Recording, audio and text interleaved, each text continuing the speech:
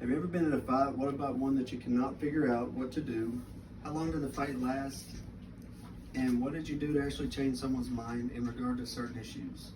Today I'll be discussing the history behind the Declaration of Independence, why it was made, and how it is still used today. The history behind the Declaration of Independence started out with the rallying of the troops. Rallying of the troops consisted of the colonists wanting to break free from British rule. With the battles of Lexington and Concord already won and behind them, it was time for the colonial governments to send delegates to the Continental Congress with instructions to separate immediately from the British.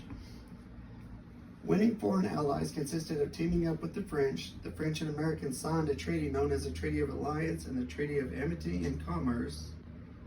This showed the Americans that the French wanted the British to suffer for previous wars they had helped the Americans win. Announcing the creation of the new country and a new nation took us a little bit back to the first section by sending delegates from the Constitutional Congress, and it led to them sending out the conversation of becoming one single nation. This was the ultimate conversation leading to the break from the British.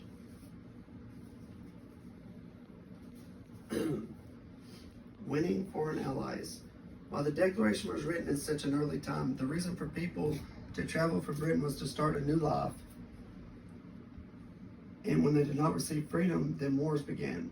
This is why the Continental Congress decided to draft this document for freedom.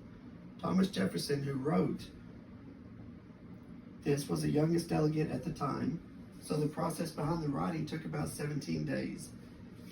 In a rented room not far from the Senate House, he wrote the Declaration with just a few books, pamphlets, and an excerpt from George Washington's Virginia Declarations of Rights and the draft at the time of Virginia Constitution that he wrote himself.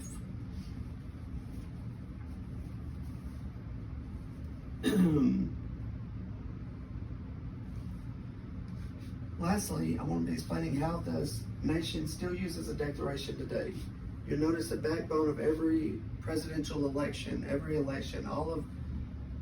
that we have that goes on in America is centered around the Declaration of Independence. It signifies the birth of our nation. It instructs free citizens. We have people from all over the world come to America just to be free, just to have the freedom of right, to believe in what they want to believe, to practice their religious, anything they want to do, they come to America for. Those are things you can't always get in other countries that we take for granted today.